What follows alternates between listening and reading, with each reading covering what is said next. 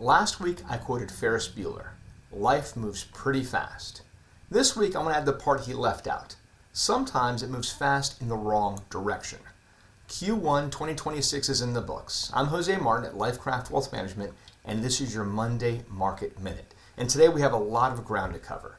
A full first quarter recap, some very encouraging news about our portfolios, and some important adjustments we're making heading into Q2. Here's Q1 in 3 chapters. January started with real momentum. The S&P 500 touched near 7,000. Then February brought a rotation. Investors moved out of mega cap tech as AI disruption fears spread. And then, January 28th, the US and Israel struck Iran and everything changed. The S&P 500 closed down the quarter 4.3%. The Nasdaq gave back 5.8%. It was the index's worst quarter since 2022. But here's what that headline number hides. The average S&P 500 stock actually outperformed the index by nearly 5%. Small caps held their ground, and energy surged as the Strait of Hormuz effectively closed, pushing oil up roughly 70% over the quarter. Gold hit an all-time record of nearly $5,600 an ounce in January before pulling back to close near $4,500. The lesson? Diversification worked exactly as it was supposed to. Concentrated index investors absorbed the full impact, while investors with broader exposure felt considerably less. Heading into Q2, the Fed remains on hold. Inflation is sticky near 4%.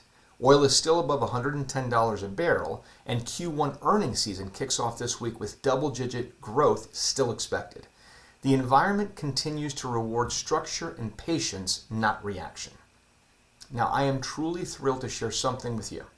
Despite the volatility and the relentless downward pull of the markets this quarter, our all-weather portfolios held up precisely as they were designed to. And I hope you'll pardon the pun, they genuinely weathered the storm. While compliance regulations don't allow us to quote specific performance numbers, I can tell you this. Across all of our allocations, 8 of 10 strategies outperformed their respective benchmarks in Q1.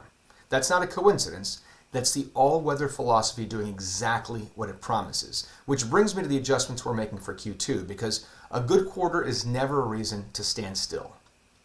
Each quarter, I evaluate every manager and strategy inside of our 3 sleeves: growth, low volatility, and flexible. And here's what's changing. For our growth sleeve, we're keeping our 3 core strategies: AQR long-short equity, Alpha V focused growth, and AQR trend total return. AQR long-short moves from 50% down to 35% in this strategy, and we're adding a 4th, Scarecrow Trading's High 5 at 15% allocation. Scarecrow has been in our flexible sleeve, and it stays there, but its high volatility profile now earns it a seat in the growth strategy sleeve as well. In our low volatility sleeve, AQR diversified strategy stays at 50%. Spectrum low volatility grows from 12.5% to 15%, and Regan Capital total return grows from 12.5% to 20%. It earned that increase in Q1. We're removing Alpha Architect and North Square Preferred Income and adding a new position, Eaton Vance Global Macro Absolute Return at 15%. In an environment defined by geopolitical disruption and oil shocks, global macro flexibility belongs in this sleeve.